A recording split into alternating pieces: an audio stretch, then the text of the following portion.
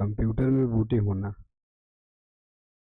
Computer में booting होना क्या होता है कि किसी ऑपरेटिंग सिस्टम के स्टार्टिंग प्रोसेस को बूटिंग कहते हैं। जैसे कंप्यूटर आपका स्टार्ट हो रहा है तो उसे क्या कहते हैं? किसी भी ऑपरेटिंग सिस्टम के स्टार्टिंग प्रोसेस को बूटिंग कहते हैं। कंप्यूटर सिस्टम को स्टार्ट करने पर सीपीयू और बायोस मिलकर कंप्यूटर को स्कैन करते हैं, जिसमें रैम, डिस्प्ले, हार्ड डिस्क आदि की जांच होती है। यह प्रक्रिया पोस्ट कहलाती है। क्या कहलाती है? पोस्ट कहलाती है। यदि बायस मिलकर क्या करते हैं? कंप्यूटर को स्कैन करते हैं, जिसमें रैम, डिस्प्ले, हार्ड डिस्क आदि की जांच होती है। यह प्रक्रिया क्या कहलाती है? पोस्ट कहलाती है। कहना है कि पोस्ट होने के बाद बायस बूटिंग डिवाइस को सर्च करके आवश्यक फाइल तथा रिसोर्सेस को मेन मेमोरी में लोड कर देता है। क्या करता है? मेन मेमोरी में लोड कर देता है। बूटिंग के दौरान बायस की फाइल रोम में, रोम का मतलब रीड ओनली मेमोरी में, main memory, RAM, random access memory में लोड किया जाता है। इसके बाद यूजर अपने कंप्यूटर का प्रयोग कर सकता है। कंप्यूटर को शट डाउन करने पर मेन मेमोरी से सिस्टम संबंधित सभी फाइलें स्वतः गायब हो जाती हैं, जबकि रोम पर लिखी सूचनाएं पावर ऑफ होने पर भी सुरक्षित रहती हैं। कंप्यूटर में बूटिंग मुख्य रूप से दो प्रकार की होती है। कितने प्रकार की होती है? दो प्रकार की होती है।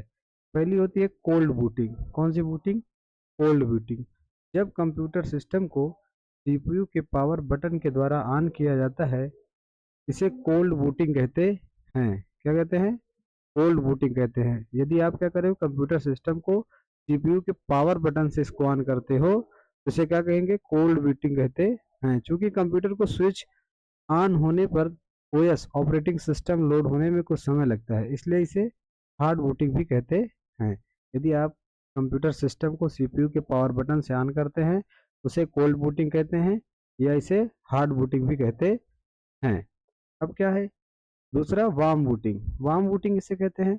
कंप्यूटर सिस्टम के हैंग होने की स्थिति में कीबोर्ड के द्वारा alt plus control plus del की कॉम्बिनेशन को दबाकर अथवा री स्टार्ट बटन का उपयोग करके कंप्यूटर की पुनः बूट कराने की प्रक्रिया ही वार्म बूटिंग कहलाती है।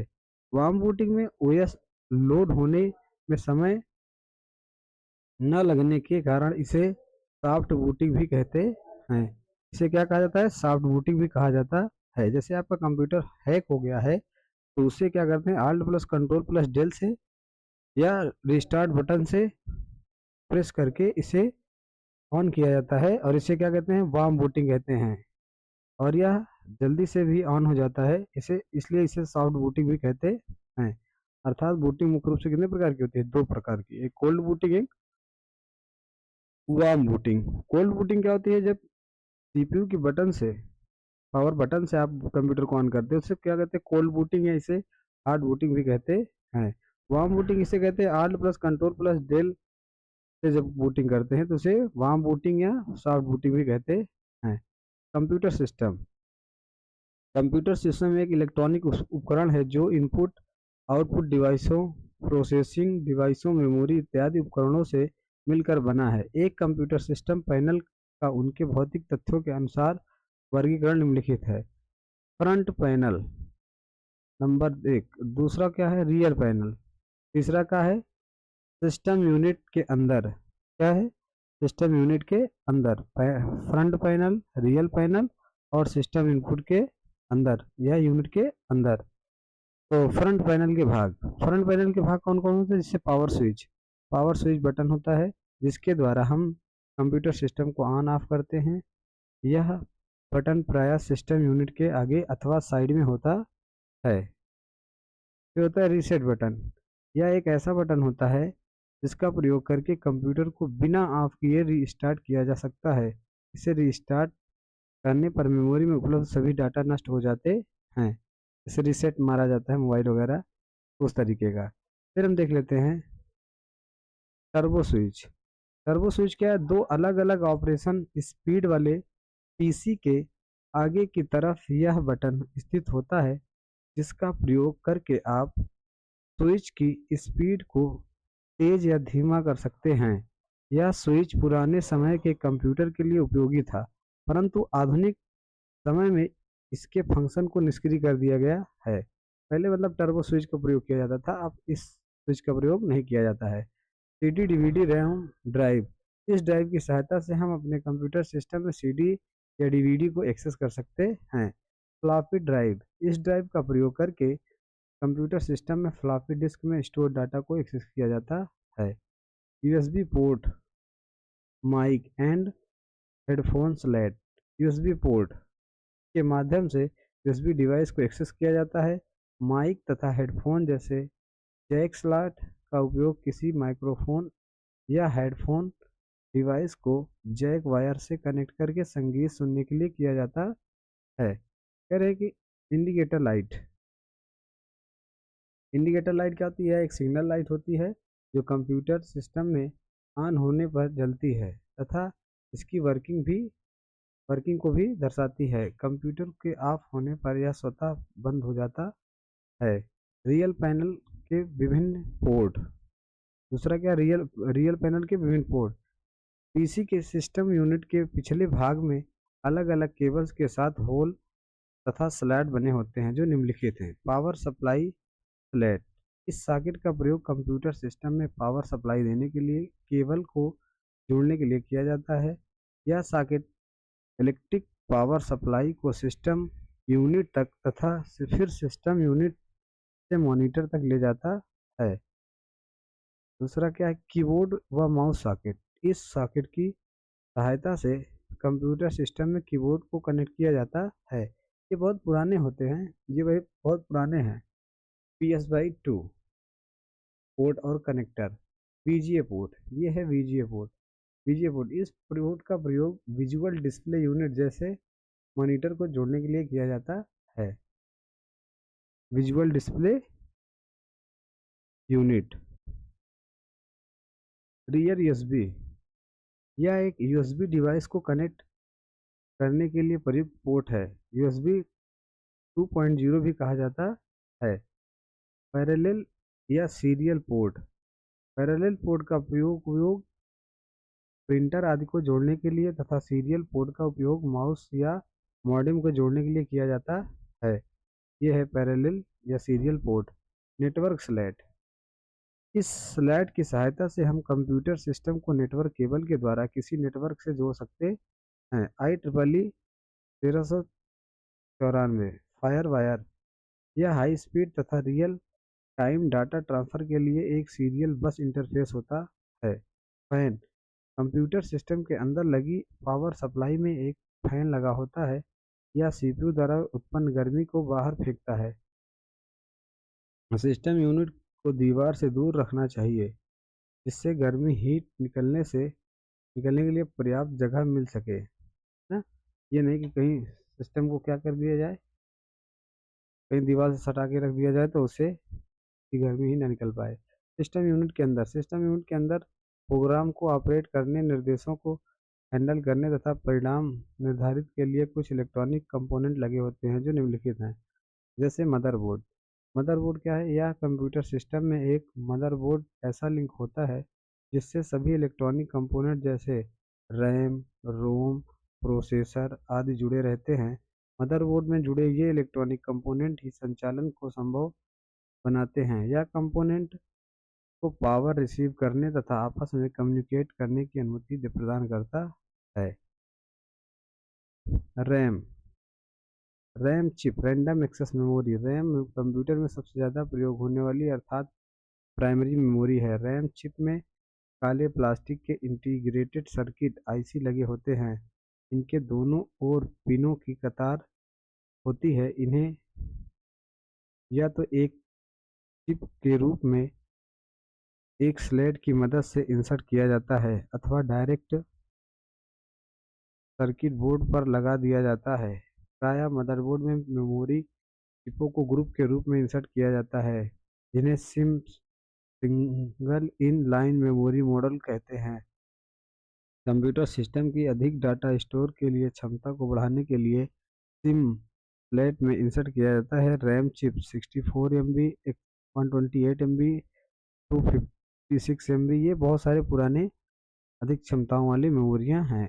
रैम सॉरी रोम, रीड ओनली मेमोरी, एक चिप के रूप में कंप्यूटर सिस्टम में जुड़ा रहता है। रीड ओनली मेमोरी में एक मेमोरी होती है जिसमें संग्रहित डाटा को केवल पढ़ा जा सकता है, उसे नष्ट या परिवर्तित नहीं किया जा सकता।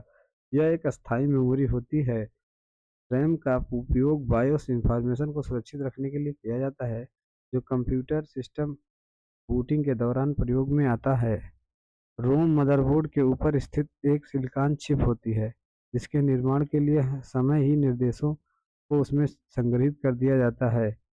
कंप्यूटर को स्विच ऑन करने पर रोम में संग्रहित निर्देश प्रोग्राम स्वतः क्रियान्वित हो जाता है तथा पावर बटन ऑफ करने के बाद भी इसमें संग्रहित निर्देश प्रोग्राम नष्ट नहीं होते हैं। Video graphics card display, adapter card display, adapter card display CPU को मॉनिटर से लिंक करने का एक एडाप्टर होता है।